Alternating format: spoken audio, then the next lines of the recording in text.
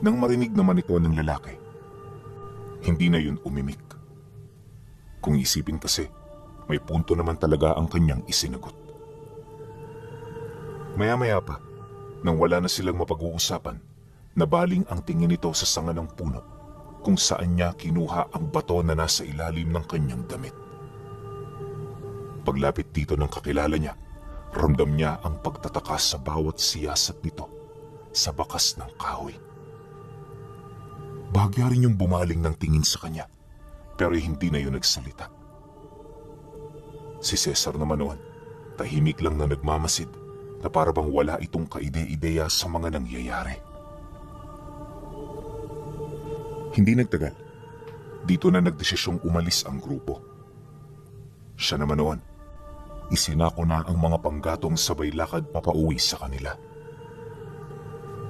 Dumaan ang 3 araw, nagpatuloy ang pangkaraniwan nilang buhay. Yung batong nakuha niya, palaging nakalagay sa kanilang bulsa dahil kapag hawak niya ito, pakiramdam niya ay hindi siya basta-bastang napapagod. At kahit labis na siyang nahihiwagahan sa batong yan, hindi niya ito ipinagsabi sa kanyang mga magulang. Ang ikinakatakot niya kasi na baka kapag nalaman niyo ng kanyang ama, sapilitan itong kunin sa kanya. Ayaw naman niyang mangyari ito, lalo pat ang batong nakuha niya ay parte na ng buhay niya. Walang kaide-ideya noon si Cesar na ang batong yun ay isa palang malakas na uri ng mutya. Walang makapagsabi ng tawag nito dahil ayon sa mga albularyong nakakaalam ng tungkol dito, matagal nang naiwala sa panahon ang pangalan nito. Dagdag pa ng mga albularyo, 1 beses sa 5 siglo nagpapakita ang mutya. Napakaselan din ito sa pinipili nitong Panginoon upang masiguro na ang abilidad nito ay hindi magagamit sa kasamaan. Magtatatlong taon din itong itinago ni Cesar bago ito aksidenteng nakita ng albularyong palaging nilalapitan ng kanilang pamilya. Ayon sa kanya, nung masipat ito ng albularyo, lahat ng pinagkakaabalahan nito ay agaran nitong itinigil. Paglapit nito sa kanya, agad naman siya nitong tinanong kung saan niya nakuha ang batong yon. Kaya naman nang marinig ito ni Cesar, hindi na siya nagdalawang isip na ipagtapat ang kwento ng pampaswerte niyang hawak. Ipinagpaunan na rin niya sa matanda na wala siyang balak na ito ay ibigay o ipasubasta dahil ang pampaswerteng yon ay matagal nang nagbibigay ginhawa sa katawan niya.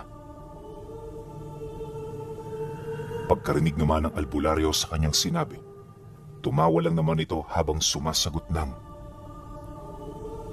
"At wala rin naman akong balak na kunin yan sa'yo. Hindi pa ako nagpapakamatay, iho. Kaya kahit ibigay mo sa akin yan, hindi ko yan tatanggapin." Mukhang wala kang alam tungkol sa bagay na hawak mo. Gusto mo bang magkaroon ng ideya kung ano ba talaga yan? Nang marinig niya ang sinabi nito, hindi siya nagdalawang isip na sumang-ayon. Noon pa man kasi, gustong-gusto na talaga niyang malaman kung para saan at kung ano ang abilidad nito. Matapos namang marinig ng matanda ang kanyang pagsang-ayon, inabisuhan siya nito na maghintay hanggang sa matapos ang panggagamot nito sa mga pasyenteng nakapila. Pagkasambit nito ng mga katagang yon, hindi siya nagdalawang isip na sumunod. 5 oras pa ang lumipas. Sumapit na ang dapit hapon. Wala na ring tao sa labas ng bahay nito, maliban sa kanya na matyagang naghintay kanina pang umaga. Paglabas naman ng matanda, umunat muna ito ng katawan bago ito lumapit sa kanya. At nung magkaharap na sila, inanyayahan na siya nitong pumasok. Pagdating nila sa sala, dito na sila umupo at nag-usap. Mahaba-haba ang naging kwento ng matanda upang maipaalam sa kanya ang kabuoang istorya ng mutya na kanyang hawak. Ayon dito, na ang pagsilay pa lang sa mutyang yon ay isa ng karangalan dahil sa dalang ng paglitaw nito sa mundo. Dagdag pa nito na, pawang mga tao lamang na may dugo ng isang dibino ang nakakakuha rito. Kaya sa estado noon ni Cesar, hindi malabong nagtatangan siya ng ganoong dugo. Mariin din itong inilahad. Maraming saklaw ng kapangyarihan ang mutya na kanyang hawak. At sa abot ng pagkakaalam ng matanda, isa ang mutyang yun sa sinasabing walang kahinaan. At sa sandaling mapaghusayan ito ng may tangan, ito na ang magiging batayan ng rurok ng kapangyarihan ng kabutihan. Sa madaling sabi, magiging kapantay na nito ang mga anghel sa kalangitan. Di hamak na lamang ito sa mandirigma ng Panginoon dahil ito ay may sariling katawang lupa. Nang marinig naman ni Cesar ang sinabi nito, medyo naintriga siya. Sa taas ba naman ang antas ng kapangyarihang inilahad ng matanda, hindi niya maiwasang maghangat. Ngunit ang kanyang paghahangat ay para sa kabutihan ng nakararami at hindi para lamang sa kanyang sarili. Ang kaso lang, kahit gustuhin man ng matanda na siya ay matulungan, sadyang wala itong maibahaging kaalaman ukol sa mutyang kanilang pinag-uusapan.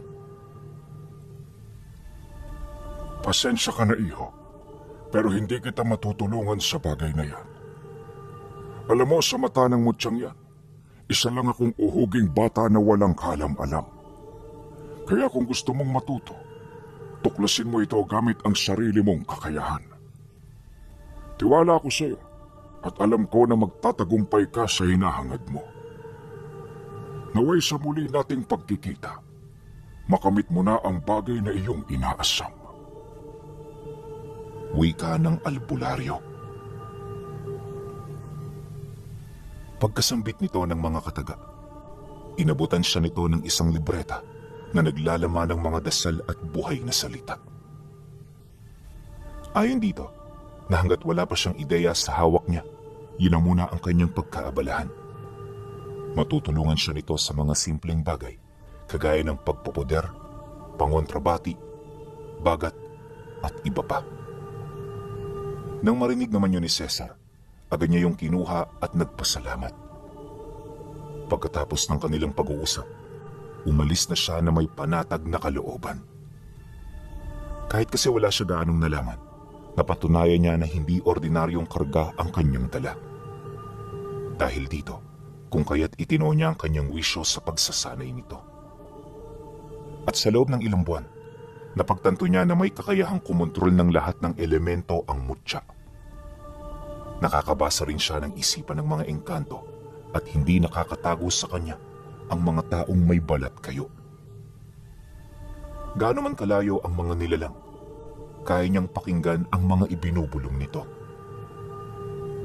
At dahil sa ganun niyang abilidad, kaya madali niyang nalalaman ang binabalak ng mga nilalang na nagtatangkang pumasok sa kanilang baryo. At kapag may pinagbabalakan itong mga pamilyang kakilala nila, agad niya itong inilalayo sa panganib. Magmula noong ginawa ito ni Cesar, wala nang kahit na sino sa kanilang lugar ang napapahamak pa. Unti-unti na ring nawala ang takot nito sa mga ganoong nilalang hanggang sa hindi na yon naniniwala. Nakakatakot man ang ganoong sitwasyon, pinili niyang manatili itong ganon. Sa isip-isip niya kasi, mas mainam na hindi na lang maniwala ang mga kababaryo niya kaysa patuloy itong mabuhay sa takot dahil sa pag-iral ng mga ganoong uri ng nilalang. Ang problema, habang tumatagal ang pagprotekta niya, mas lalo ring dumarami ang kanyang kaaway. Wala naman yung balak na punteryahin siya, pero ibang usapan na kapag nakahanap ito ng pagkakataon para maisahan ang mga kadugo niya. Yun ang pinagbabalakan ng mga nilalang dahil alam nila na wala yung kalaban-laban. At kapag nakuha nila ang mga ito, magdudulot ito ng matinding kalbaryo sa kaisipan at puso ni Cesar. Hinahangad nila na wasakin ito mula sa loob upang makaramdam siya ng panghihina at kawalan ng pag-asa. Sa sandali na mangyari ito sa kanya, ito na rin ang magiging sanhi ng tuluyan niyang pagbagsak. Naniniwala ang mga nilalang na kapag nanghina ang nagtatangan sa ganoong kalakas na mutya, magkukusa itong aalis sa kanyang puder. At sa oras na yun nga ang mangyari, wala na siyang magagawa pa para mailigtas ang sarili niya. Ang kaso lang, di ito basta-bastang magagawa ng mga nilalang dahil lahat ng mga kadugo niyang malapit sa kanya ay merong pangontrang sa kanya mismo nagmula. Pangkalahatan ng mga pangontrang bigay niya, kaya kahit anong nilalang hindi makakalapit dito. Bagay na siyang naging pangunahing problema ng mga nilalang na merong malalim na galit sa kanya. Makailang beses na rin niya itong sinubukan, kaya sa katagalan naging kampante na rin siya. Ngunit makalipas lang ang ilang buwan, dito na nagsimulang dumating ang mga kalbaryo ng buhay niya. Nag-umpisa ito sa kapatid ng tatay niya. May mga pangontra naman ang mga kamag-anak nila. Ang problema, hinuhubad nila ito tuwing sila ay naliligo sa sapa. At sa kakahubad ng mga pangontrang yan, nakalimutan ito ng kapatid ng tatay niya na isuot. Nataon ding may lakad ito noong araw na yon, kaya nung umalis ito, wala itong dalang kahit na ano. Kinahapunan, habang nasa kasagsagan sila ng pagpapahinga, sinalubong sila ng isang nakakatakot na balita. Ayon sa asawa ng tiyahin niya, hindi pa ito nakakauwi galing sa Karatig Sitio. Nagpaalam ito na babalik bago sumapit ang 4:00, pero dapit hapon na, wala pa rin silang balita. Ang ipinagtataka pa nito, hindi yun nag-utos ng taong magsasabi sa kanila ukol sa dahilan nito. Nang marinig naman ni Cesar ang sinabi ng kinakasama nito, di niya maiwasang mapaisip. Dala ng pag-aalala, dali-dali siyang kumuha ng gamit. Pagpaalam niya sa tatay niya, agad naman siyang naglakad patungo sa Karatig Sitio. Di na rin siya nagsama ng kung sino-sino, lalo pat kaya naman niyang protektahan ang kanyang sarili. Habang binabagtas niya ang daan, panayang ginawa niyang pag-ihip ng usal sa hangin. May mga engkanto na rin siyang inutusan upang mas mapadali ang kanyang paghahanap. Hindi nagtagal, nang marating na niya ang sitio, agad siyang dumiretso sa pamilyang pinuntahan nito. Yun nga lang, pagdating niya sa lugar na yon, wala siyang nadatnan. Pati ang pamilyang pakay ng tiyahin niya, bigla na lamang nawala. Ang mas nakakapagtaka pa, walang makapagsabi kung saan yun pumunta. Kaya nang mapagtanto ito ni Cesar, tinawag niya ang lahat ng elementong naninirahan sa bahay nito. Dinubuo yun ng mga laman lupa at ligaw na kaluluwa na agad din namang tumugon sa kanyang pagtawag. At nang magpakita na ito sa kanya, isa-isa niyang tinignan ang mga hawak nitong memorya. Mula sa mga nilalang na yan, nakita niya kung papaano salakayin ang bahay ng binisita nito ng grupo ng mga aswang na nagbabalat kayo bilang ordinaryong tao. Sa sobrang bilis ng mga pangyayari, hindi na nakapalag ang tiyahin niya, maging ang pamilyang nagmamay-ari ng bahay. Lahat sila isinilid sa sako bago tuluyang ilabas para walang makapansing tao. Matapos ang pangyayaring yan, agad namang nawala ang mga pangitaing nakita niya. Ibig sabihin, hanggang dito lang ang nasilaya ng nilalang na kanyang tiningnan. Ilang minuto pa ang lumipas nang makuha na niya ang lahat ng hinahanap niya. Napabuntong hininga lang naman siya habang nagwiwika sa kanyang sarili ng, "Ay, kung hindi hinubad ni Tia ang regalong ibinigay ko, hindi siya magkakaganito. Kahit matatanda na talaga, may katigasan pa rin ang ulo eh." Sa pagpapatuloy ng kanyang pagmamasid sa paligid, wala na siyang nakitang kakaiba. Kaya nang malinis na niya ang iniwang kalat ng mga nilalang, nagmamadali rin naman siyang umalis. Bagaman wala siyang ideya sa lugar na kanyang pupuntahan, pinili niyang tahakin ito para mabawi ang kanyang kadugo. Nanindigan din siyang lilipulin ang mga nilalang na dumukot dito, buhay man o patay niya itong makukuha. Pagpatak ng gabi, nagpatuloy pa rin ang kanyang pag-usad. Bago sa kanyang lugar na napuntahan niya, pero hindi siya nagpatinag. Ilang oras pa ang lumipas, nang medyo malapit nang sumapit ang hating gabi, meron na siyang napansing mga nilalang na tila bang nagmamasid sa kanya. Lahat yon ay pawang tagapagmasid ng mga aswang, kaya nang maramdaman niya ang mga ito, alam niya na malapit na siya sa lugar na kanyang hinahanap. Pagkaraan pa ng ilang minutong paglalakad, may nakita siyang entrada ng isang lumang baryo. Nakatirik ito sa liblib na parte ng gubat, indikasyon na hindi mga ordinaryong tao ang naninirahan sa lugar na yon. Ilang hakbang pa, dito na bumungad sa kanya ang mga kabahayang pinagmumulan ng nakakasulasok na amoy. Hindi ito katanggap-tanggap sa sikmura, pero nagawa niyang pakibagayan ito. Sa isip-isip noon ni Cesar, di siya pwedeng magpakita ng anumang panghihina sa ganoong lugar dahil maaari itong gamitin ng mga nilalang sa kanya. Maya-maya pa, dito na nagsimulang pumalibot sa kanya ang mga nilalang na nasa kaanyuan pa ng isang ordinaryong tao.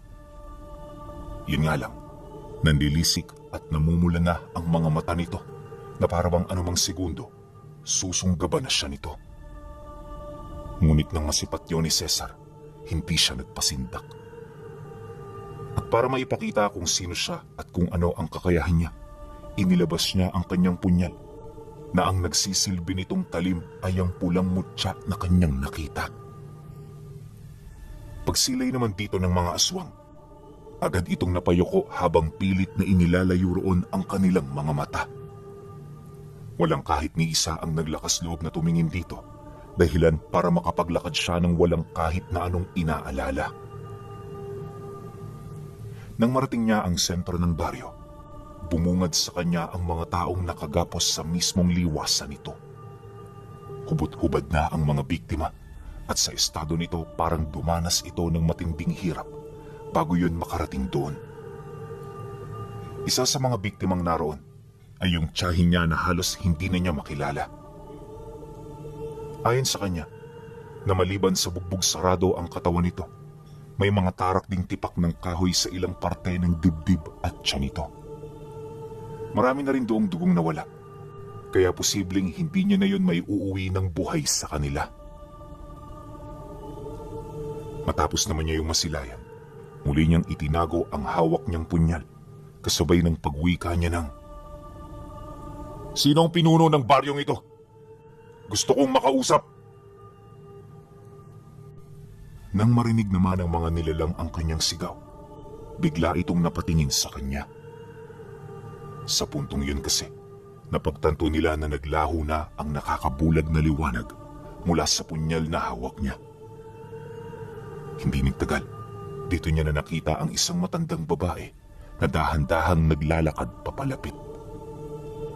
At nang magkaharap na silang dalawa, nagpakilala ito bilang gabunan ng baryo. Maliban sa detalyeng yun, wala na itong ibinahagi. Mabilis din yung nagpalit anyo na parabang hinahamon siya nito ng isang duelo. Nang mapagtanto naman ito ni Cesar, natutuwa naman siyang nagwika rito ng, "Humahanga ako sa katapangan mo, pero hindi ako makapaniwala na ang hamak na katulad mo ay yayayain ako sa isang duelo. Sigurado ka ba?" Pagkasambit niya ng mga katagang yan, bigla naman siya nitong inatake. Nang masipat niya ito, agad niya yung inilagan na parabang siya ay nakikipaglaro. Paulit-ulit din niyang binigyan ng pagkakataon ng gabunan para lamang maipakita ang agwat ng kanilang lakas at kakayahan. At sa loob ng halos kalahating oras na pagbubuno, hinayaan niyang gawin ito ang lahat ng tanga nitong abilidad. Ipinakita niya sa lahat na sa kabila ng ganoong antas, nananatili pa rin itong mahina para sa kanya. Kalaunan, nang medyo manawa na siya, dito na siya nagdesisyong umihip ng mga buhay na salita sa hangin. 3 katagalang ang kanyang binitawan, pero yung naging epekto nito, katakot-takot para sa mga nilalang na nakasaksi. Ayon kay Cesar, na nung lumapat na ang usal na yon sa katawan ng gabunan, bigla na lamang rumupok ang mga buto nito. At sa loob pa ng ilang segundo, nagsimula na rin kumalas ang panga at mga galamay nito. Unti-unti na rin yung bumalik sa tunay nitong anyo, habang patuloy na nagsusuka ng itim na likido. Pagsilay naman ng mga aswang sa nangyayari sa kanilang gabunan, dali-dali nila itong nilapitan para tulungan. Nang masipat naman yun ni Cesar, agad niyang hinugot ang kanyang punyal kasabay ng pag-unday niya rito ng saksak. At nang masugatan na niya ang mga nilalang, bigla itong tumigil sa pagkilos. Pagbalik niya ng punyal sa lalagyanan, agad niya yung inutusan na atakihin ang kanilang mga kalahi. At sa isang iglap, walang kaabog-abog itong sinunod ng mga nilalang. Pagkaraan pa ng ilang minutong pagwawala ng mga ito, maraming nilalang na sa baryo ang pumanaw. Lahat ito ay namatay dahil hindi nito ginustong lumaban. Maya-maya pa, wala na ring nagawa ang mga natitirang aswang kundi ang iligtas ang kanilang mga sarili. Paglayo naman ito sa baryo, naiwan si Cesar sa liwasan kung saan naroon ang napatay niyang gabunan. Hindi nagtagal, nang tumahimik na ang buong paligid, nagdesisyon na siyang balikan ang kanyang tiyahin. Pagsilay niya rito, kagaya ng inaasahan, pumanaw na ito. At kahit masakit yun sa kanyang kalooban, nagpakatatag siya upang madala niya pauwi ang naiwan nitong labi.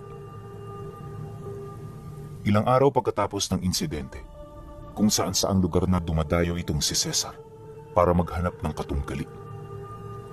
Lahat ng aspeto ng pisikal na kumbate ay pinag-aralan niya ng maigi upang madurog ang kanyang mga kalaban sa nais niyang gawin.